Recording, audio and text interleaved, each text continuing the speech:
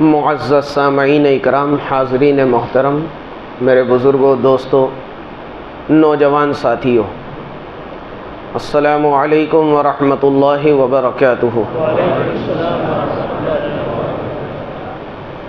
الحمد للہ رب العالمین، نحمدہ ونصلی ونسلم علی سیدنا و مولانا محمد رسولہ النبی الامین المکین الحنین الکریم الرؤوف الرحیم وعلی آلہ الطیبین الطاہرین المعتصمین وصحبہ الہادین المہدیین الراشدین المسترشدین، اما بعد، اعوذ باللہ من الشیطان الرجیم، بسم اللہ الرحمن الرحیم۔ قد جاءکم من اللہ نور وکتاب مبین، صدق اللہ مولانا العظیم۔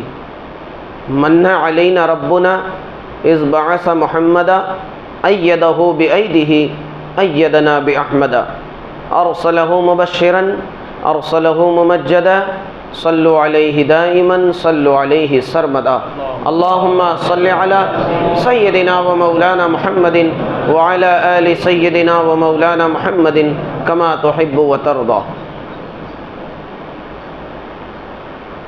حضرات گرامی، میرے عزیز دوستو، نوجوان ساتھیوں، بحمد اللہ تعالی مجالس میلاد النبی صلی اللہ علیہ وسلم کا یہ سلسلہ بفضلہ تعالی جاری ہے، اور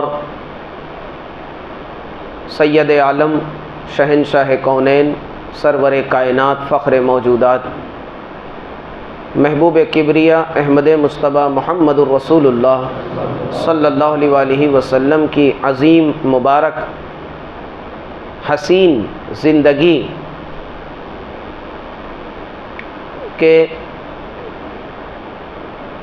بچپن کے پہلو پر گفتگو کا سلسلہ جاری ہے۔ آئیے سلسلہ کلام کو آگے بڑھاؤں۔ حصول برکت کے لیے نعت رسول مقبول صلی اللہ علیہ وآلہ وسلم کے چند اشعار پیش کرنے کی سعادت حاصل کروں۔ سب مل کر درود پاک پڑھ لیجئے، اللہم صلی علی سیدنا و مولانا محمد وعلی آل سیدنا و مولانا محمد کما تحب و ترضى۔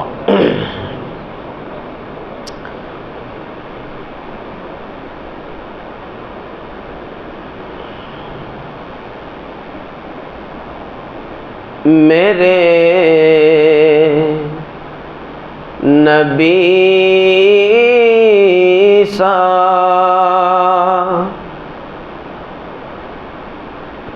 کوئی صاحب کمال نہیں، یہ وہ رسول ہیں جن کی کوئی مثال نہیں،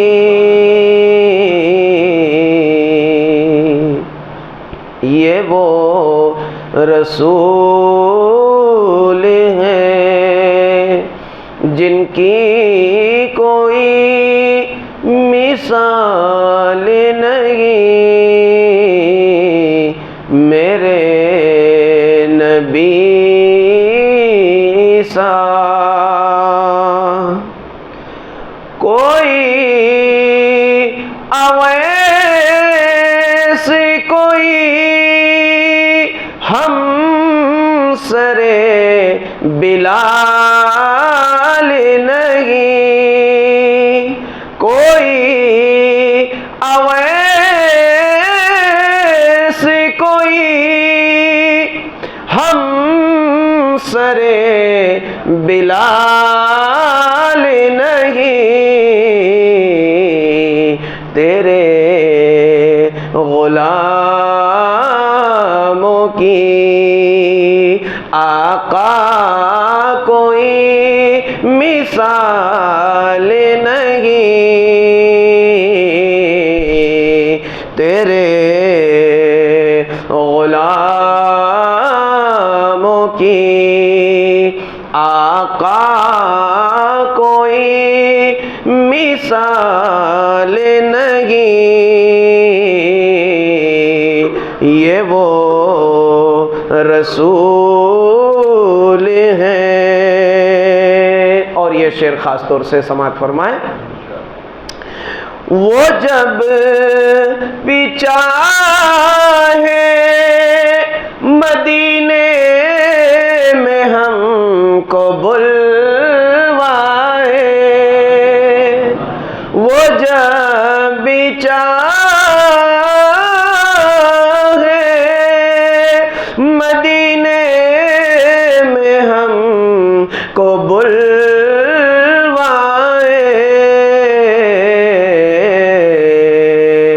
ہمیں محال ہے مگر ان کے لیے محال نہیں، ہمیں محال ہے ان کے لیے محال نہیں، یہ وہ رسول ہے۔ اور یہ شعر دیکھیے، در رسول پہ پہنچے کوئی بغیر حکم رسول، در رسول پہ آئے بغیر حکم رسول، بشر تو کیا ہے فرشتوں کو بھی مجال نہیں، بشر تو کیا ہے فرشتوں کو بھی مجال نہیں، یہ وہ رسول ہیں۔ وہ حسین ہے کہ خدائی نثار ہوتی ہے، میرے نبی کے حسن و جمال کا کیا کہنا، اللہ کی خدا کی خدائی بھی جس پہ نثار ہے۔ وہ حسین ہے کہ خدائی نثار ہوتی ہے، جمال ایسا کی جمال ایسا کی یوسف کا بھی جمال نہیں، یہ وہ رسول ہیں جن کی کوئی مثال نہیں، اشارہ ایسا کی سورج پھرے قمر شق ہو، قمر یعنی چاند دو ٹکڑے ہو، شق یعنی دو ٹکڑا ہونا، اور سورج پھرے پلٹے، اشارہ ایسا کی سورج پھرے قمر شق ہو، بجز حضور کسی، یعنی حضور کے سوا بجز حضور کسی میں بھی یہ مجال نہیں، یہ وہ رسول ہے۔ اور یہ آخری شعر خاص طور سے سماعت فرمائیں۔ وہی خدا ہے محمدی، وہی نماز، وہی کچھ بدلا نہیں ہے، وہی خدا ہے محمدی، وہی نماز، وہی اذان، وہی ہے مگر اذان، وہی ہے مگر وہ جذبہ بلال نہیں، یہ وہ رسول ہیں جن کی کوئی مثال نہیں، میرے نبی سا کوئی صاحب کمال نہیں۔ درود پاک پڑھی، اللہم صلی علی سیدنا و مولانا محمد وعلی آل سیدنا و مولانا محمد کما تحب و ترضى، صلی اللہ علی النبی الامی و آلہ صلی اللہ علیہ وسلم، صلاة و سلاما علیک یا رسول اللہ، اللہم صلی وسلم وبارک علی سیدنا و مولانا محمد طب القلوب و دوائها وعافیت الابدان و شفائها ونور الابصار و ضیائها و آلہ و صحبہ دائما ابدا۔ عزیزان محترم، الحمدللہ مجالس میلاد النبی صلی اللہ علیہ وسلم کا آدھا حصہ گزر گیا، اب آدھا حصہ آج سے شروع ہو رہا ہے۔ 6 راتیں ہو گئی اور 6 راتیں باقی ہیں، اور سید عالم صلی اللہ علیہ وسلم کی ولادت باسعادت کا ذکر جاری ہے، اور آپ کی سیرت طیبہ جس کے لیے قرآن حکیم نے فرمایا لَقَدْ كَانَ لَكُمْ فِي رَسُولِ اللَّهِ أُسْوَةٌ حَسَنَةٌ، کہ میرے بندو، اللہ تعالیٰ فرماتا ہے میرے بندو، محمد صلی اللہ علیہ وسلم کی زندگی تم سب کے لیے بہترین نمونہ ہے۔ آج میں ایک بات کلیئر کر دوں کہ ہم نبی کی سیرت کی مجلس کو سجاتے ہیں، سنتے ہیں، سناتے ہیں، مگر ایک بات یاد رکھیں کہ ہم جو نبی کی سیرت سناتے ہیں یا سنتے ہیں، یا لکھنے والے لکھتے ہیں، پڑھنے والے پڑھتے ہیں، حضور کی سیرت ویسی ہی نہیں ہے، اس سے بھی اعلیٰ ہے۔ ہم اپنی عقل اور اپنے علم سے لکھتے ہیں، پڑھتے ہیں، سنتے ہیں، سناتے ہیں، مگر ویسی نہیں ہے جیسا کہ لکھنے والا لکھ رہا ہے، سنانے والا سنا رہا ہے۔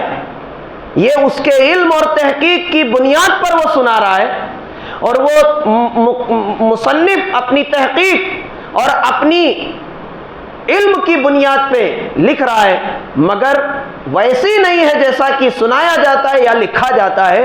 حضور کی سیرت مبارکہ اس سے کئی کروڑ بہتر ہے، یہ بات ذہن نشیں رہے۔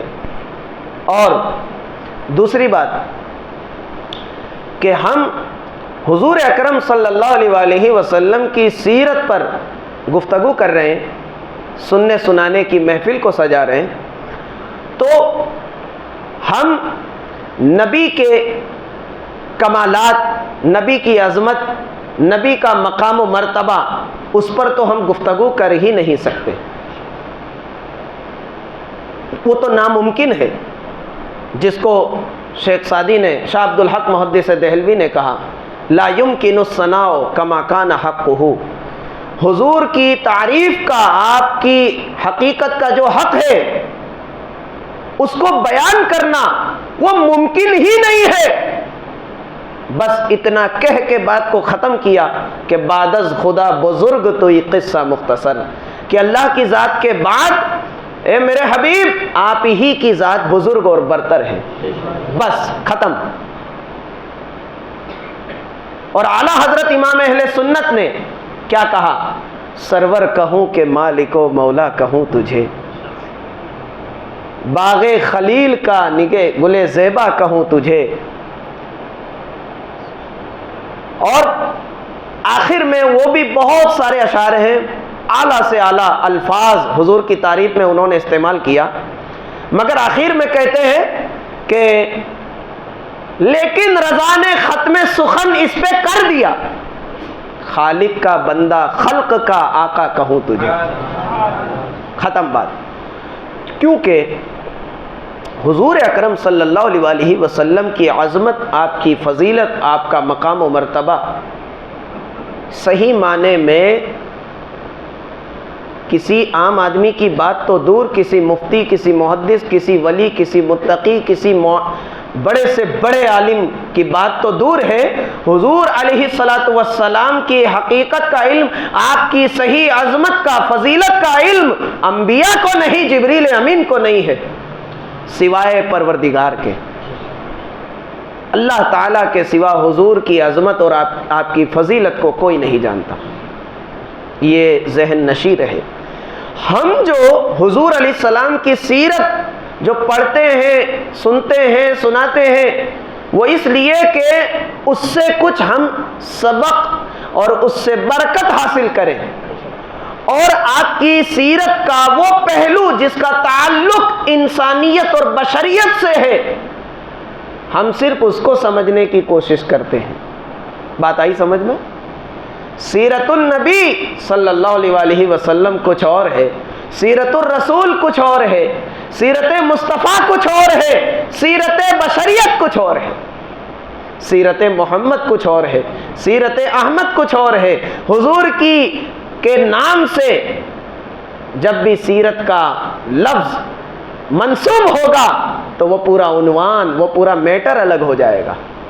ہم حضور کی بشری زندگی کو بیان کر رہے ہیں، اس کو سمجھ رہے ہیں، وہ بھی بڑی بابرکت۔ اور اللہ تعالیٰ نے ہم بشر کے لیے، یعنی تمام انسانوں کے لیے اسی بشریت کو، بشریت محمدی صلی اللہ علیہ وسلم ہی کو نمونہ قرار دیا ہے۔ لقد کان لکم فی رسول اللہ اسوۃ حسنہ، اے میرے بندو، رسول اللہ، اللہ کے رسول یعنی محمد صلی اللہ علیہ وسلم کی زندگی تم سب کے لیے، اے تمام اہل بشریت، تم سب کے لیے رسول کی زندگی بہترین نمونہ ہے۔ کہ دیکھو میرے محمد عربی صلی اللہ علیہ وسلم کا بچپنا کیسا ہے، محمد عربی صلی اللہ علیہ وسلم کی جوانی کیسی ہے، محمد عربی صلی اللہ علیہ وسلم کا 40 سالہ جو زمانہ ہے، جو عمر کا حصہ ہے، وہ کیسا ہے۔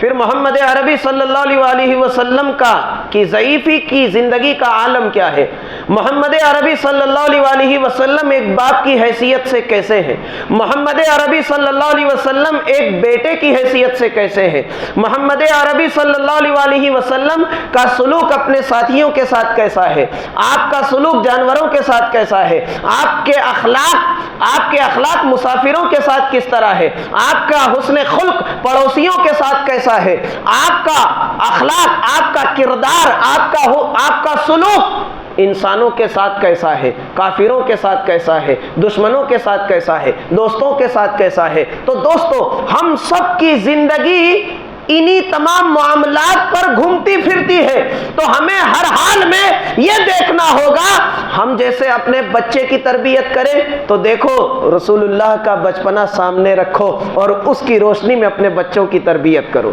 ہم جب جوانی کو پہنچے تو رسول اللہ کی جوانی کو اپنا آئیڈیل بناؤ کہ جوانی میں کیا پاک دامنی اور حیا کا کیا مقام ہوتا ہے۔ ہم جب آدھیڑ عمر کو پہنچے، 40 سال کو پہنچے تو دیکھو رسول اللہ کی 40 سالہ زندگی میں آپ کا مزاج، آپ کا رویہ کیا تھا، اس کے مطابق اپنے ادھیڑ عمر کو ڈھالنے کی کوشش کرے۔ اور رسول اللہ صلی اللہ علیہ وسلم نے جب شادی کو کیا، جب نکاح کیا تو بیویوں کے ساتھ آپ کا سلوک کیا ہے، شوہر کے لیے آئیڈیل ہے۔ اور بیٹی جب باپ بنے تو بیٹیوں اور اولاد کے ساتھ ایک باپ کا کیا کردار ہے، تمام دنیا کے باپوں کے لیے ایک بہترین اس میں کردار اور نمونہ ہے۔ تو اس طرح ہم جس زندگی کے معاملات کو طے کر رہے ہیں، ان تمام معاملات، ان تمام زندگی کے صبح و شام، ہر پہلو زندگی کا، اس میں نبی کی پاکیزہ زندگی ہم سب کے لیے ہادی، رہبر اور رہنما ہے، روشنی ہے، بلب ہے کہ اس کی روشنی میں ہمیں اپنی زندگی کو گزارنا ہے۔ اور دوستو عزیزو، میں آج یہ کہہ دینا چاہتا ہوں آپ سب سے کہ ہم نے یہ جو مجالس میلاد النبی صلی اللہ علیہ وسلم کو جو سجایا ہے اور جو قائم کیا ہے، اور یہ سلسلہ جو پہلے سے جاری ہے اور آگے بھی جاری رہے گا انشاءاللہ، تو اس کا صرف اور صرف ایک ہی بنیادی مقصد ہے کہ نبی کی زندگی کو سن کر اپنی آپ میں، اپنی زندگی میں تبدیلی اور انقلاب لانے کی کوشش کریں۔ یہ مقصد، بنیادی مقصد کہ ہم نبی کی سیرت کو سمجھیں اور نبی کی زندگی کو سمجھیں، نبی کے اخلاق کو سمجھیں اور پھر ان اخلاق کو عمل کرنے کی کوشش کریں، ان اخلاق کو اپنانے کی کوشش کریں، حضور علیہ السلام کی سیرت کو اپنا لباس بنائیں۔ حضور علیہ السلام کی زندگی آپ کی سیرت مبارکہ کی روشنی میں اپنی زندگی کو گزارنے کی کوشش کریں۔ یہ مجلس میلاد النبی صلی اللہ علیہ وسلم کا یہ سب سے بڑا اور یہ بنیادی مقصد ہے۔ اگر ہم اس میں کامیاب ہوتے ہیں تو الحمدللہ، الحمدللہ، یہ ہماری 12 مجالس میلاد النبی صلی اللہ علیہ وسلم زمین پہ ایک بے مثال اور بے مثل مجلس ہوگی اگر ہم اس پہ عمل کر لیتے ہیں۔ بہرکیف دوستو، آئیے، یہ بہت خاص ضروری بات تھی جو میں نے آپ کے سامنے عرض کی ہے، اور کل آپ کے سامنے حضور علیہ السلام کی ولادت باسعادت، آپ کے مبارک بچپن کا ہم نے تذکرہ کیا تھا۔ حضور علیہ السلام کی ولادت باسعادت ہوئی، دودھ پلانے کے لیے حضرت حلیمہ سعدیہ رضی اللہ تعالیٰ عنہ حضور اکرم صلی اللہ علیہ وسلم کو لے کر طائف میں پہنچ جاتی ہیں اور اپنے گھر میں حضور کو اپنی نگرانی میں رکھتی ہیں، ہر وقت حضور علیہ السلام کے دیدار سے اپنی آنکھوں کو روشن کرتی ہیں، منور کرتی ہیں، اور پورا طائف حضور کے وجود مبارک سے برکت حاصل کر رہا ہے۔ تمام کے تمام طائف کی تمام آبادی میں برکت، خوشحالی پھیل چکی ہے۔ اب دوستو عزیزو، یہ زمانہ، یہ مبارک دور طائف والوں کے لیے یہ بابرکت اور نورانی دور گزرتا ہے۔ حضور علیہ السلام، ایک بڑا دلچسپ واقعہ جس کو اعلیٰ حضرت نے اپنے شعر، اپنے شاعرانہ انداز میں کیا خوب بیان کیا کہ حضور علیہ السلام کو جب بی بی حلیمہ رضی اللہ تعالیٰ عنہ نے دودھ پلا کر کے جب بستر پہ رکھا، سلایا، آپ بھی سو گئیں، آدھی رات میں آنکھ کھلی تو آپ کیا دیکھتی ہیں کہ حضور کے چہرے پر مسکراہٹ ہے۔ کیا ہے؟ مسکراہٹ ہے، لب مبارک مسکرا رہے ہیں، جس کو اعلیٰ حضرت نے یوں بیان کیا کہ پتلی پتلی گلے قدس کی پتیاں، ان لبوں کی نزاکت پہ لاکھوں سلام۔ چہرے پر نور جھلک رہا ہے، مسکراہٹ کے آثار ہیں۔ حضرت حلیمہ دیکھ رہی ہیں کہ حضور کے چہرے مبارک پر مسکراہٹ ہے، اور ہاتھ کی انگلی، ہاتھ اٹھا ہے اور انگلی جو ہے وہ کبھی دائیں جا رہی ہے، کبھی بائیں جا رہی ہے، کبھی آگے جا رہی ہے، کبھی پیچھے جا رہی ہے۔ حضرت حلیمہ سعدیہ دیکھ کر حیران ہو گئی کہ محمد صلی اللہ علیہ وسلم میرا بیٹا یہ کیا کر رہا ہے کہ ہاتھ کو انگلی کو، ایک بچے کا تو یہ کردار نہیں ہوتا، ایک بچے کا بچہ تو مٹھی بند رہتی ہے اور اس کا عالم کچھ اور ہوتا ہے، مگر یہ بچپنے سے ہٹ کر کچھ معاملہ ہے کہ حضور کا ہاتھ اور انگشت مبارک کلمے کی انگلی یوں کھڑی ہے اور مٹھی بند ہے، ہاتھ یہاں جا رہا ہے، وہاں جا رہا ہے، آگے جا رہا ہے، پیچھے جا رہا ہے۔ حضرت حلیمہ سعدیہ یہ منظر دیکھتی ہے اور 14ویں کا چاند چمک رہا تھا۔ جب آپ نے آسمان پر نگاہ کی تو کیا دیکھتی ہے کہ جس طرف حضور کی انگلی مبارک ہو رہی ہے چاند بھی وہاں ہو رہا ہے، مشرق میں انگلی جا رہی ہے تو مشرق میں چاند جا رہا ہے، مغرب میں پہنچ رہی ہے تو چاند مغرب میں پہنچ رہا ہے، آگے پہنچ رہا ہے، شمال و جنوب میں چاند کھیل رہا ہے مصطفیٰ کی انگشت مبارک کے اشاروں پر۔ اور اسی منظر کو اعلیٰ حضرت نے یوں کہا، چاند جھک جاتا جدھر انگلی اٹھاتے مہد میں، کیا ہی چلتا تھا اشاروں پر کھلونا نور کا۔ عزیزان ملت اسلامیہ، یہ منظر دیکھ کر حضرت حلیمہ سعدیہ خوش ہو گئیں اور اللہ اکبر۔ دوستو یہ اسی طرح کے معجزانہ واقعات رونما ہوتے رہے، روزانہ کوئی نہ کوئی معجزہ، اور یہ منظر آگے بڑھتا ہے۔ عمر مبارک 2 سال کو پہنچ گئی، اب حضور بالکل اپنے قدموں پر آپ چلنے لگ گئے ہیں اور بالکل صحت اور سلامتی کے ساتھ، کوئی لڑکھڑاہٹ نہیں۔ کل آپ نے سنا دوستو عزیزو، جب میرے آقا صلی اللہ علیہ وآلہ وسلم 2 سال کے ہوئے تو ایام رضاعت پورے ہوئے، دودھ پلانے کا دور ختم ہوا، آپ واپس گئیں اور پھر بی بی آمینہ رضی اللہ تعالیٰ عنہا سے کل آپ نے سماعت کیا کہ آپ ریکویسٹ کرتی ہیں اور 2 سال اور مزید اپنے پاس رکھنے کی عرضی پیش کرتی ہیں، تو سیدہ آمینہ نے اسے قبول کیا اور اجازت دے دی، آپ واپس لے کر آتی ہیں۔ اب اسی طرح یہ معاملہ چلتا ہے۔ اب حضور اکرم صلی اللہ علیہ وآلہ وسلم کے جو رضائی دودھ شریک بھائی ہیں، عبداللہ ان کا نام تھا، حضرت حلیمہ کے بڑے بیٹے، وہ بکریاں چرانے جاتے ہیں، کل آپ نے سماعت کیا۔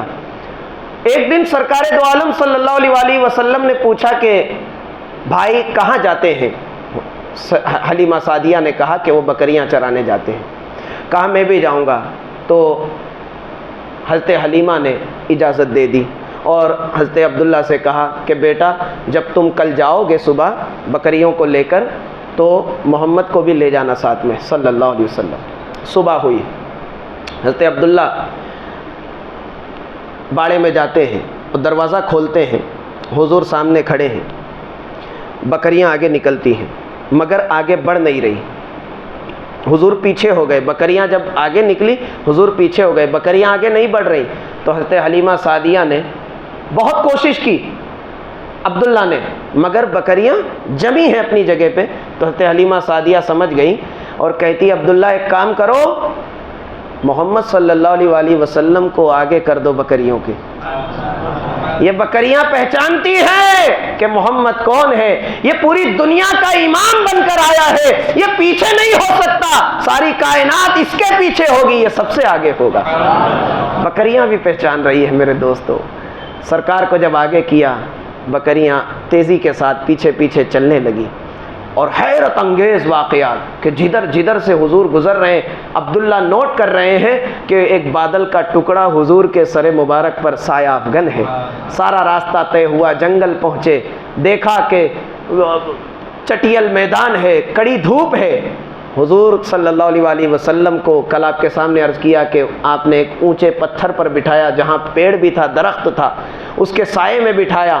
دیکھا کہ درخت جو ہے وہ تھوڑی سی دوری پر تھا، عبداللہ نے دور سے دیکھا کہ درخت مڑ کر کے حضور اکرم صلی اللہ علیہ وسلم کے سر مبارک پر سایہ افغن ہو جاتا ہے، اور حضور جدھر گھومتے ہیں درخت بھی وہیں گھومتا ہوا نظر آتا ہے۔ حضرت عبداللہ حیرت انگیز ہے، یہ حیرت زدہ باتیں جا کے آپ بیان کرتے ہیں کہ آج تو میں نے یہ دیکھا۔ اور پھر دیکھتے ہیں کہ جنگلوں سے ہرنے، درندے، بھیڑیے وہ سب آ رہے ہیں، حضور کا دیدار کر رہے ہیں، پیشانی کو زمین پہ رکھتے ہیں، سجدہ کرتے ہیں، اور پھر اپنی اپنی منزلوں پہ پہنچ چلے جاتے ہیں۔ یہ منظر دیکھ کر کے عبداللہ نے کہا جا کر کے کہ امی جان آج تو بڑا حیرت انگیز واقعہ پیش آیا کہ اس طرح کی باتیں ہوئیں۔ تو حلیمہ سعدیہ نے کہا کسی کو بتانا مت، میں تو جب سے یہ لے کر آئی ہوں تب سے روز کچھ نہ کچھ معجزہ دیکھتی ہوں۔ اللہ اکبر۔ دوستو عزیزو، یہ میرے نبی کا مبارک بچپن ہے۔ ایک روز کیا ہوا، سید عالم صلی اللہ علیہ وسلم کی عمر مبارک گزر رہی ہے، تقریباً چوتھے سال کی، یعنی عمر مبارک کا چوتھا برس چل رہا ہے، داخل ہو گیا آپ کی عمر مبارک، اب چوتھا سال رننگ ہے۔ ایک بار کیا ہوا کہ حضور علیہ السلام کو موسمی بخار، آپ علیل ہو گئے، بخار آ گیا، جسم تپنے لگا۔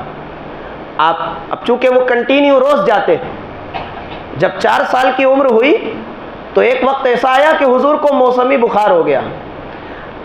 آپ گھر میں آرام میں ہیں، 3 دن ہو گئے آپ جا نہیں رہے چراگاہ پہ، 3 دن ہو گئے۔ تیسرے دن کیا ہوا کہ حضرت عبداللہ دوڑ کر گھبرائے ہوئے گھر پہ آتے ہیں اور کہتے ہیں امی جان آج تو بہت ہی دردناک واقعہ پیش آیا۔ امی حضرت حلیمہ سعدیہ کہتی ہیں ایسی کیا مصیبت آ گئی؟ کہا اپنی جو سب سے بہترین بکری تھی، سب سے زیادہ دودھ دینے والی، سب سے قیمتی بکری تھی، اسے ایک شیر ببر، بڑا شیر پکڑ کر لے گیا۔ حلیمہ سعدیہ گھبرا گئیں۔ آپ کی بے چینی، آپ کی گھبراہٹ دیکھ کر سید عالم صلی اللہ علیہ وسلم نے پوچھا امی جان کیا بات ہے، آپ اتنی بے چین کیوں ہیں، آپ اتنی گھبرائی ہوئی کیوں ہیں؟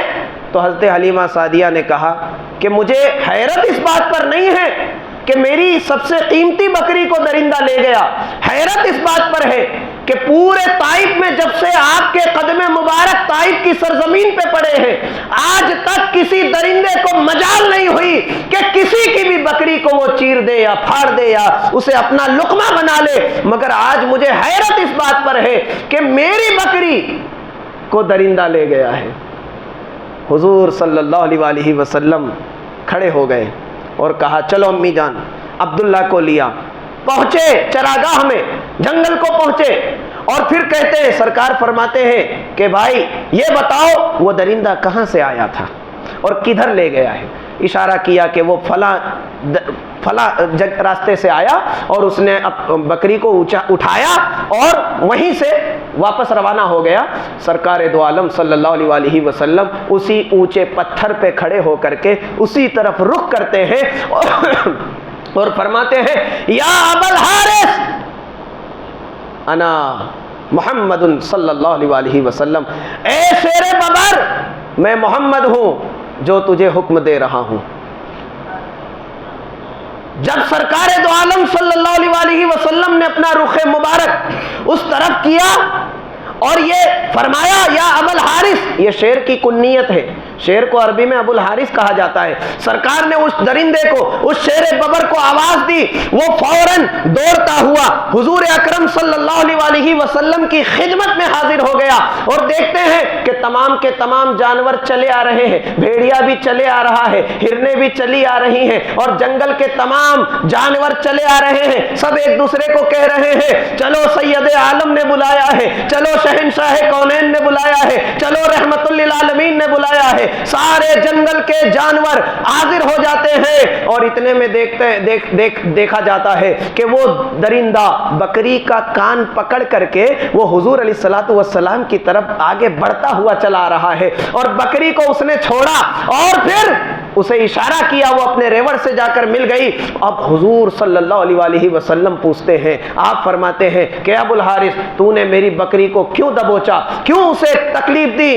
تو یہ گفتگو جو ہے حضرت حلیمہ اور عبداللہ یہ دور کھڑے ہو کے سن رہے ہیں کہ حضور شیر ببر سے کچھ بات کر رہے ہیں۔ خوف بھی ہو رہا تھا کہ درندہ کوئی ننھے محمد صلی اللہ علیہ وسلم کو تکلیف نہ پہنچا دے، مگر دیکھا کہ بڑے اطمینان اور سکون کے ساتھ درندہ آیا اور حضور کے پاس آ کر کے کھڑا ہو گیا اور ادب سے اپنے سر کو جھکا کر کے کچھ کہہ رہا ہے، حضور اس سے کچھ کہہ رہے ہیں، وہ اس حضور سے کچھ کہہ رہا ہے۔ یہ بات تو ہو گئی۔ اب حضرت حلیمہ سعدیہ کہتی ہے کہ اے محمد، اے میرے نور نظر، اے میرے لخت جگر، تم نے اس شیر سے کیا کہا اور اس شیر سے آپ سے کیا کہا اس شیر نے؟ تو سرکار فرماتے ہیں کہ امی جان میرے اس شیر سے پوچھا کہ تو میری بکری کو کیوں لے گیا تھا؟ تو وہ کہنے لگا کہ آپ روزانہ یہاں چراگاہ پہ آتے تھے تو روز ہم دور سے آپ کی زیارت کر لیتے تھے، آپ 3 دن تک نہیں آئے تو ہم نے اسی بکری کو دبوچا اور یہ ارادہ بنایا کہ آپ 3 دن گزر جائیں گے اور آخرکار آپ خود بکری کو چھڑانے آئیں گے اور اس بہانے سے آپ کا دیدار ہو جائے گا۔ اللہ اکبر۔ میرے دوستو عزیزو، غور تو کرو، یہ میرے نبی کا مقدس بچپن ہے۔ درندہ پہچان رہا ہے، بکری پہچان رہی ہے، ہرنیاں پہچان رہی ہیں اور شیر ببر بھی پہچان رہا ہے، بھیڑیا پہچان رہا ہے، مگر آج کا یہ سرکش انسان حضور کو نہیں پہچان پا رہا۔ اللہ اکبر۔ دوستو ضمناً ایک بات اور ایک روایت اور آپ کے سامنے پیش کر دوں۔ حضور صلی اللہ علیہ وسلم 40 سال کے ہو چکے ہیں، نبوت کا اعلان ہو چکا ہے، دعوت اور تبلیغ کا سلسلہ جاری ہے، لوگ خوشی کے ساتھ کلمہ پڑھ کر کے مشرف بہ اسلام ہو رہے ہیں۔ سید عالم صلی اللہ علیہ وسلم تبلیغ کی غرض سے آپ گشت کر رہے ہیں، مدینے کے گلی کوچوں میں آپ گشت کر رہے ہیں۔ دیکھا کہ ایک شخص جو ہے وہ ہرنی کو پکڑ کر کے چلے آ رہا ہے اور جب حضور علیہ السلام اس کے قریب پہنچے تو وہ ہرنی اس سے چھڑا کر کے پوری طاقت کے ساتھ حضور کے سامنے حاضر ہو گئی اور رونے لگی، اس کی آنکھ سے آنسو جاری ہو گئے۔ وہ کہنے لگی یا رسول اللہ صلی اللہ علیہ وسلم، اس شخص نے مجھے شکار کر لیا ہے اور مجھے اپنے قبضے میں لے لیا ہے اور مجھے اس بات کا ڈر نہیں کہ یہ میرے ساتھ کیا کرے گا، مگر مجھے اس بات کا ڈر ہے کہ میرے 2 بچے جو جنگل میں تنہا ہیں، جو بھوک اور پیاس سے تڑپ رہے ہوں گے، اس سے آپ مجھے اجازت دلوا دیں کہ مجھے کچھ دیر کی مہلت دے، میں اپنے بچوں کو دودھ پلا کر واپس آ جاؤں۔ یہ ہرنی جو ہے وہ حضور سے صلی اللہ علیہ وسلم کی خدمت میں عرض کر رہی ہے۔ سرکار نے شکاری کو بلایا اور کہا کہ اے شخص اسے چھوڑ دے اور یہ کچھ دیر کے بعد تیرے پاس واپس آ جائے گی۔ وہ کہنے لگا کہ اے اللہ کے رسول، شکار بھلا جب اپنے شکاری سے پیچھا چھڑا لے تو وہ بھلا کبھی واپس لوٹ کر آتا ہے؟ کوئی اپنی جان واپس دینے کے لیے آتا ہے؟ سرکار نے فرمایا کہ تم نہیں جانتے، یہ جانتی ہے، تم نہیں سمجھ پا رہے ہیں، یہ تیرا شکار تھا مگر اب یہ میرا شکار ہو چکا ہے، اب یہ مجھ پر فدا ہو چکی ہے۔ اور دوستو عزیزو، سرکار نے فرمایا میں ضمانت لیتا ہوں، میں ضمانت لیتا ہوں کہ یہ کچھ دیر بعد واپس آ جائے گی۔ وہ ہرنی دوڑ کر گئی اور اپنے بچوں کے پاس پہنچی، دودھ پلایا اور کہنے لگی بچوں سے کہ میرے معصوم بچوں، اب یہ آخری مرتبہ دودھ پی لو، میں اب جا رہی ہوں، تمہارا اللہ محافظ ہے۔ بچوں نے کہا کہ اپنی ماں سے کہا کہ آپ اگر جا رہی ہیں تو ہم بھی آپ کے ساتھ چل رہے ہیں، پھر ہم زندہ رہ کے کریں گے کیا تنہا، یوں بھی درندوں کی خوراک بن جائیں گے، ہم آپ ہی کے ساتھ چلتے ہیں۔ اب دیکھا جب کچھ دیر ہو گئی وہ حضور کے پاس ہی کھڑا ہے اور انتظار میں ہے، اتنے میں دیکھا کہ کچھ دوری پر وہ ہرنی اپنے دونوں بچوں کے ساتھ حضور کی طرف رواں دواں چلی آ رہی ہے۔ سرکار نے فرمایا اے شخص، تیرا شکار آ چکا ہے، تیرا شکار آ چکا ہے۔ وہ قریب آئی اور اپنے آپ کو سرنڈر کیا تو اس شخص کے دل کی دنیا بدل گئی، وہ ابھی تک مسلمان نہ تھا، کافر تھا، کہنے لگا یا رسول اللہ، جب درندے اور پرندے اور جب جانور آپ کو پہچانتے ہیں تو ہماری عقلیں ماتم کرے اور یہ ہماری بدنصیبی ہوگی کہ ہم آپ کو نہ پہچانے۔ اس شکار کو تو میں بعد میں لوں گا، پہلے آپ مجھے اپنا شکار بنائے، پہلے مجھے آپ اپنا شکار بنائے، کلمہ پڑھا کر مشرف بہ اسلام کرے، اپنا غلام بنائے۔ میرے دوستو عزیزو، ذرا غور تو کرے، درندے، حیوانات و نباتات سب حضور کو پہچان رہے ہیں، دنیا کی ساری چیز، کائنات کی ہر شے۔ اور ایک مقام پہ خود اللہ کے رسول صلی اللہ علیہ وسلم نے فرمایا کہ میرے صحابہ سنو، مجھے کائنات کی ہر شے پہچانتی ہے، میری عظمت کو جانتی ہے، میری فضیلت کو جانتی ہے۔ سورج جو میری اتباع جس پر واجب ہے، میرے ایک اشارے پر پلٹ آیا، چاند میرے اشاروں پر ٹکڑا ہو گیا، اس بات کی دلیل ہے کہ چاند بھی مجھے پہچانتا ہے، سورج بھی مجھے پہچانتا ہے، کائنات کی ہر شے مجھے جانتی ہے سوائے یہ سرکش انسان کے۔ میرے دوستو عزیزو، غور کریں، ایک انصاری صحابی جن کا اونٹ باولا ہو گیا، پاگل ہو گیا اور اپنے قریب نہیں آنے دیتا، باغ میں ہے، قریب جاتے ہیں تو کاٹ رہا ہے، وہ دوڑ کر انصاری صحابی حضور کے پاس آئے، عرض کرنے لگے یا رسول اللہ صلی اللہ علیہ وسلم، میرے اونٹ جو ہے باولا ہو چکا ہے، پاگل ہو چکا ہے، ہر کسی کو کاٹنے دوڑ رہا ہے۔ سرکار نے فرمایا ٹھیک ہے۔ اس وقت سرکار اپنے اصحاب کے ساتھ محفل میں، مجلس میں جلوہ افروز ہیں۔ سرکار نے اپنے تمام اصحاب کو لیا اور کہا کہ چلو اونٹ کے پاس۔ کہاں ہے اونٹ؟ باغ میں پہنچے، گئے، اونٹ کو دیکھا کہ وہ اپنے قریب کسی کو نہیں آنے دے رہا۔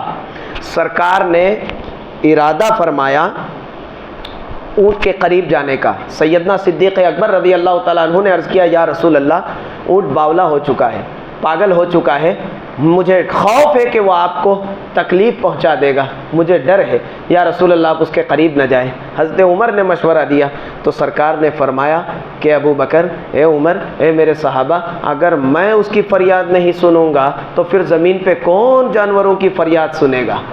میں اس کی فریاد نہ سنوں گا۔ تم اطمینان رکھو، یہ مجھے پہچانتا ہے، تم اطمینان رکھو، یہ اونٹ مجھے پہچانتا ہے۔ سرکار اونٹ کے قریب گئے، اونٹ نے سجدہ کیا۔ سب سے اول صلاۃ و سلام اپنی زبان میں عرض کیا، کائنات کی ہر شے نبی پہ درود و سلام بھیجتی ہے، کائنات کا ذرہ ذرہ۔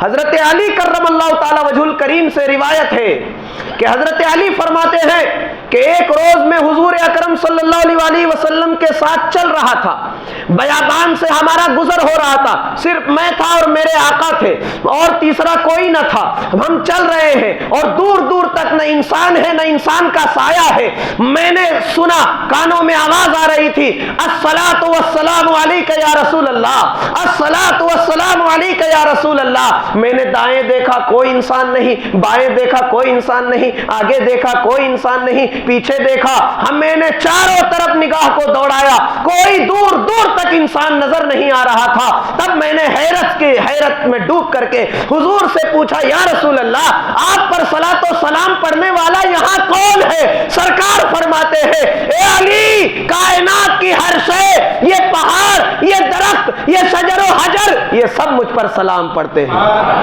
عزیزان ملت اسلامیہ، کائنات کی ہر شے نبی کو پہچانتی ہے سوائے اس سرکش انسان کے جو نبی کا گستاخ ہے، جو نبی کا نافرمان ہے، جو نبی کی توہین کر بیٹھتا ہے۔ یہ سرکش انسان حضور کو نہیں جانتا، ورنہ کائنات کی ہر شے نبی کو جانتی ہے، پہچانتی ہے۔ اور اونٹ عرض کر رہا تھا کہ اونٹ نے عرض کیا، سجدہ کیا، سلام کہا اور پھر کہا اے اللہ کے رسول صلی اللہ علیہ وسلم۔ سرکار نے پوچھا بھئی کیا تکلیف ہے تیرے کو؟ تو اونٹ نے کہا یا رسول اللہ، یہ جب تک میں جوان تھا، خوب کام کرتا تھا، تب تک یہ مجھے بھرپور کھانا دیتا تھا، چارہ خوب دیتا تھا جتنی مجھے حاجت ہے۔ اب جو ہے میں کام میں تھوڑی مجھے کمزوری آ گئی، عمر ہو گئی، تو اب یہ مجھے کھانا نہیں دیتا، بھوکا رکھتا ہے۔ سرکار نے فرمایا کہ اے فلاں، اے انصاری، سنو، یہ اونٹ شکایت کر رہا ہے کہ تم اسے بھرپیٹ کھانا نہیں دیتے، اسے بھرپیٹ کھانا دو، تم اسے بھوکا رکھتے ہو، جبھی یہ تم سے چڑا ہوا ہے، خفا ہے۔ یہ اونٹ کی فریاد نبی نے دور کی۔ اب دوستو عزیزو، اعلیٰ حضرت امام اہل سنت نے اسی طرف اشارہ کیا ہے، اور یہ صحیح بخاری کی حدیث ہے، یہ تاریخ کی عام کتابوں کی بات نہیں ہے، صحیح بخاری، صحیح مسلم کی روایت ہے یہ اونٹ والی روایت۔ تو اعلیٰ حضرت امام اہل سنت نے جب دیکھا کہ جانور نبی کے پاس آ کے اپنی حاجت پیش کرتے ہیں، اپنی فریاد کرتے ہیں، تو پھر انسان کی تو بات الگ ہے۔ اور اسی کو اعلیٰ حضرت نے کہا، فریاد امتی جو کرے حال زار میں، ممکن نہیں کہ خیر بشر کو خبر نہ ہو، ممکن نہیں کہ خیر بشر کو خبر نہ ہو۔ دوستو ضمناً یہ بات چل پڑی، میں نے عرض کر دیا۔ اب دوستو آئیے ہم وہیں سے اپنے اسی موضوع پر آئیں۔ اللہ کے محبوب صلی اللہ علیہ وسلم کو کائنات کی ہر شے پہچان رہی ہے، درندے بھی حضور کو جان رہے ہیں۔ اب دوستو عزیزو، بات آئی گئی، ختم ہو گئی، گھر پہنچے۔ گھر پہنچنے کے بعد پھر روزمرہ کے وہی حالات ہے۔ سارے طائف کی آبادی، ہر مرد، ہر عورت، ہر بوڑھا، بچہ، ہر کوئی روز صبح آتا، حضور کے دیدار سے اپنی آنکھوں کو منور کرتا اور اپنے دن کا آغاز کرتا۔ اور سب کا یہ ماننا تھا کہ جب ہم سب سے پہلے حضور کا دیدار کر کے کسی سفر میں جاتے ہیں یا کسی کام میں جاتے ہیں تو اللہ تعالی ہمیں کامیابی دیتا ہے، ہم اس کام میں کامیاب ہو جاتے ہیں، ہم صحیح سلامتی کے ساتھ واپس اپنے گھر لوٹ آتے ہیں۔ دوستو عزیزو، یہ 4 سال کی عمر کا زمانہ ہے، 4 سال حضور کو ہو چکے ہیں۔ اب ایک روز کیا ہوا کہ حضرت عبداللہ جو ہیں حضور علیہ السلام کو لے کر کے اسی معمول کے مطابق چراگاہ میں پہنچے. دیکھا دوڑ کر وہ منظر، ایک منظر ہوا سامنے، آنکھوں کے سامنے ایک منظر پیش آیا عبداللہ کے. وہ بھاگ کر دوڑ کر اپنی ماں کے پاس آئے اور کہتے ہیں امی جان آج تو غضب ہو گیا، آج تو غضب ہو گیا. کہا کیا ہوا؟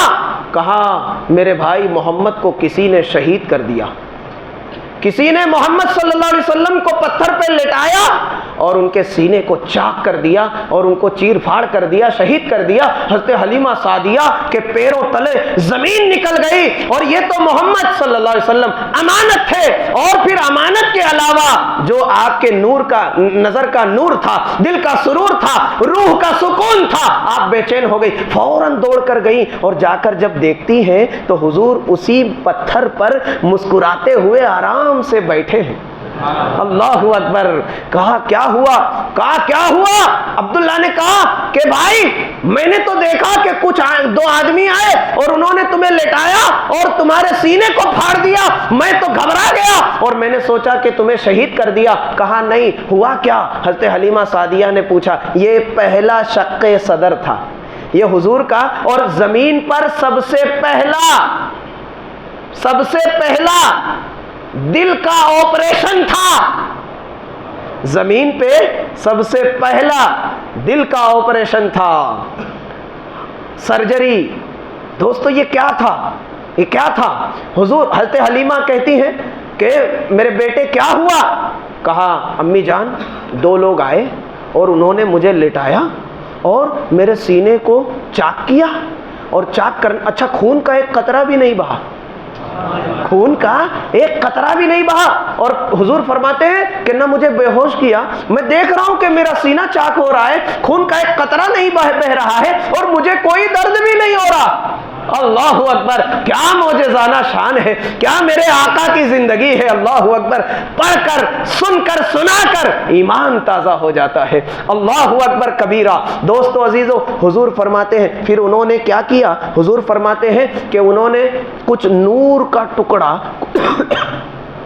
کچھ بہت ہی خوشبودار پانی سے اندر سے میرے دل کو نکالا اور اسے اسی پانی میں ڈبویا، اور پھر دوسرے پانی میں ڈبویا، پھر تیسرے پانی میں ڈبویا، اور پھر بالکل پہلے جیسا اسی جگہ پہ میرے دل کو فٹ کر دیا، اور پھر میرے سینے کو بند کر دیا. اب نہ نشان ہے نہ کچھ ہے. یہ کیا تھا؟ یہ کیا تھا؟ تو مفسرین جب اس واقعے پر پہنچتے ہیں تو شق صدر کی تشریح دیکھو. یہ حضور کے لیے تو شق صدر تھا اور ہمارے لیے شرح صدر ہے. ہمارے لیے شرح صدر ہے، یعنی اسے سن کر ہمارا سینہ کھل جاتا ہے، ہمارا سینہ منور ہو جاتا ہے. اور حضور کے لیے یہ اسی شق صدر کی طرف اشارہ ہوا. رب نے فرمایا الم نشرح لک صدرک ووضعنا عنک وزرک. اے محبوب، ہم نے آپ کے سینے کو بوجھل پایا تو اسے کھول نہیں دیا. اعلیٰ حضرت امام اہل سنت اسی کی طرف اشارہ کرتے ہیں. دوستو یہ کیا تھا؟ علماء فرماتے ہیں کہ انسان کی باڈی میں کوئی بھی بچہ جب پیدا ہوتا ہے تو اس کو تمام بشری تقاضوں کے ساتھ اللہ پیدا کرتا ہے. کیا؟ تمام بشری تقاضوں کے ساتھ پیدا کرتا ہے. مثلا سمجھیے اس نقطے کو، بہت عارفانہ، بڑا عالمانہ اور سمجھنے کے قابل ہے یہ نقطہ. انسان کو اللہ پیدا کرتا ہے تمام بشری تقاضوں کے ساتھ.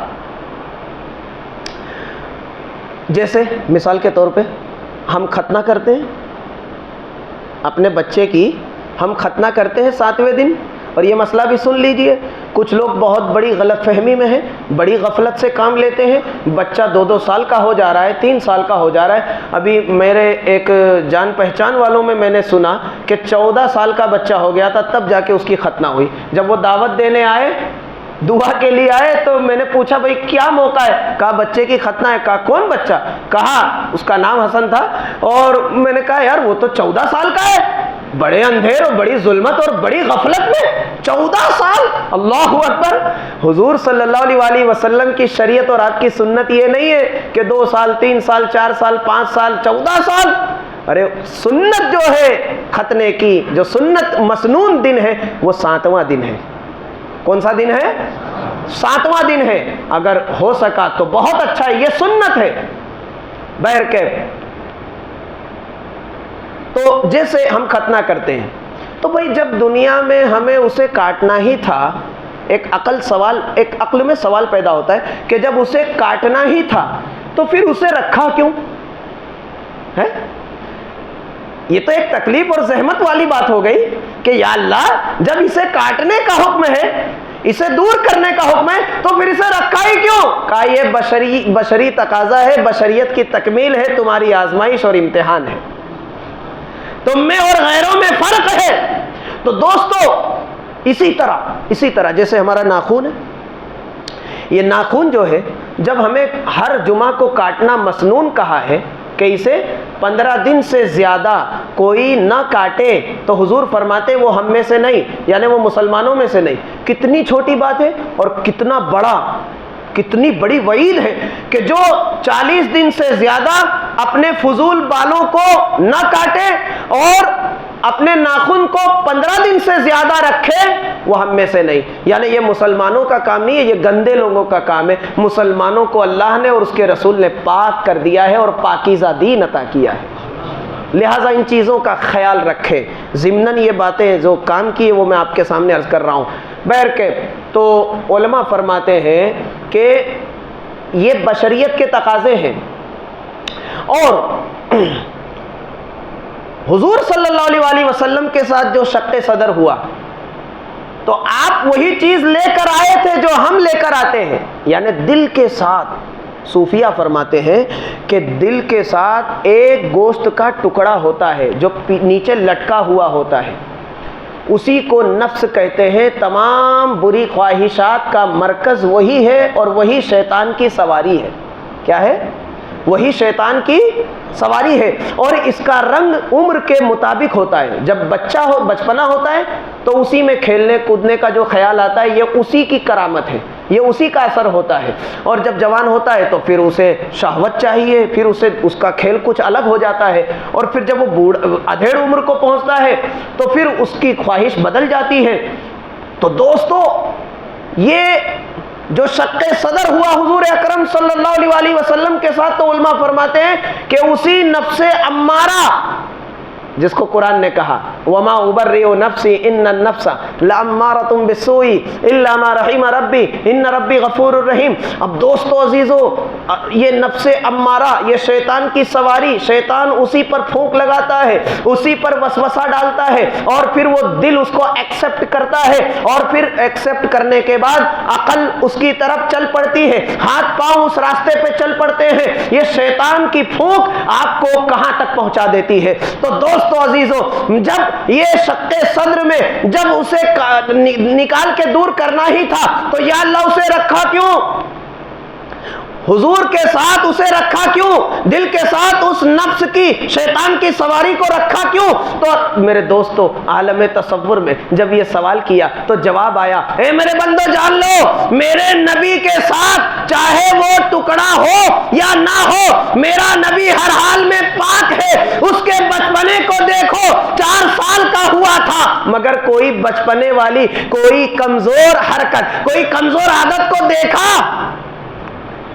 مگر دوستو یہ بشری تقاضا تھا جسے اس 4 سال کی عمر میں چونکہ ہو سکتا تھا، ممکن تھا کہ حضور علیہ السلام کا بچپنا عام بچوں جیسا ہو جاتا، ممکن تھا۔ علماء فرماتے تشریح کرتے ہیں تو اسے نکال دیا گیا، اسے وہاں سے ہٹا دیا گیا تاکہ نبی کا بچپنا ساری زمین پہ بے مثال بچپنا ہو جائے۔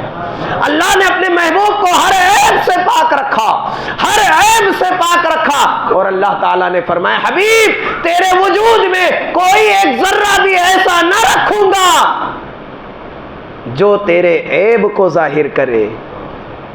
تو ساری انسانیت کے لیے نمونہ عمل بن کر آیا ہے، تو ساری کائنات۔ بہر کے دوستو یہ شق صدر ہوا، اب یہاں سے اب حضرت حلیمہ سعدیہ نے ارادہ کر لیا کہ اب جو ہے اب حضور کو جو ہے اپنے پاس نہیں رکھنا ہے۔ یہ طرح طرح کے معجزات، اب یہ خوف زدہ ہو گئی۔ اب 4 سال کے حضور ہیں، عمر مبارک 4 سال کو پہنچ چکی ہے۔ بس گفتگو کو میں سمیٹ رہا ہوں۔ حضرت حلیمہ سعدیہ نے رخت سفر باندھا اور حضور کو ساتھ لیا پہنچانے کے لیے. سارا طائف کی آبادی سب جمع ہو گئی، سب کے آنکھوں میں آنسو ہیں، سب کہہ رہے ہیں اے حلیمہ سعدیہ کچھ دیر اور، کچھ دن اور اسے ہمارے درمیان رکھو. یہ آئے تھے برکت لے کر آئے تھے، یہ آئے تھے رحمت لے کر آئے تھے، یہ آئے تھے خوشحالی لے کر آئے تھے. ان کو دیکھ کر ہمارا دن بالکل اچھی طرح گزر جاتا ہے، ہمیں اپنے مقاصد میں کامیابی مل جاتی ہے. غم ہوتا ہے تو حضور کو آ کر دیکھ کر غم کو دور کر لیا کرتے ہیں. بچہ بیمار ہوتا ہے تو حضور سے ٹچ کر کے اسے صحت مند کر دیتے ہیں. آپ اس صحت اور برکت اور رحمت کے خزانے کو ہم سے دور لے جا رہی ہیں. سارا طائف کی ساری آبادی رو رہی ہے، غم اور ماتم چھایا ہوا ہے. مگر دوستو اللہ کی یہی تقدیر تھی. حضرت حلیمہ سعدیہ رضی اللہ تعالی عنہا نے سفر کو شروع کر دیا اور طائف سے جب آگے بڑھتی ہیں، مکہ کی طرف روانہ ہوتی ہیں تو بیچ میں ایک بہت ہی خوبصورت واقعہ پیش آیا. ایک خاتون جو ہے وہ اکیلی تنہا بیابان میں تنہا بیٹھ کے رو رہی ہے.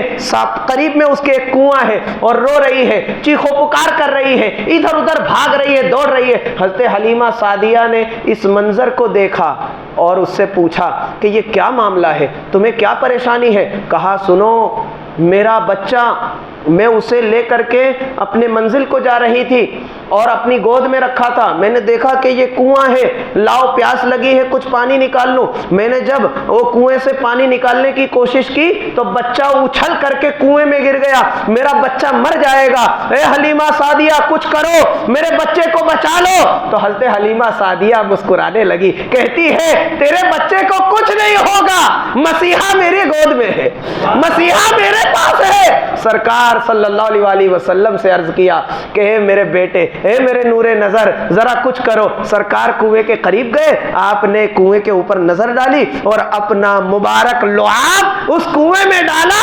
کنویں میں جیسے ہی حضور کا لعاب مبارک پہنچا، کنویں کا پانی ابلتا ہوا اچھلتا ہوا آیا اور بچے کو باہر کر دیا. اور وہ کنواں کے بارے میں مفسرین کہتے ہیں آج بھی وہ کنواں موجود ہے. زیارت کے لیے اس کو حکومت نے باؤنڈری کر دیا ہے، وہ کنواں موجود ہے. یہ باتیں صحیح کتابوں میں ثابت ہے. تو وہ میں عرض کر رہا تھا کہ اس سے پہلے مشہور تھا کہ یہ کنواں کھارا ہے، اس سے کوئی پانی نہیں پیتا تھا. مگر میرے نبی کے لعاب مبارک جس وقت اس میں گئے ہیں، بچہ بھی بچ گیا اور تا قیامت وہ کنویں کا پانی بھی میٹھا ہو گیا. عزیزان ملت اسلامیہ، میرے نبی سا کوئی صاحب کمال نہیں، یہ وہ رسول ہیں جن کی کوئی مثال نہیں. امام اہل سنت کہتے ہیں اللہ کی سرتاب قدم شان ہے یہ، انسان ہی انسان، وہ انسان ہے یہ. قرآن تو ایمان بتاتا ہے انہیں، ایمان یہ کہتا ہے میری جان ہے یہ، کہ محمد سے وفا تو نے تو ہم تیرے ہیں، یہ جہاں چیز ہے کیا لوح و قلم تیرے ہیں. وآخر دعوانا ان الحمدللہ رب العالمین.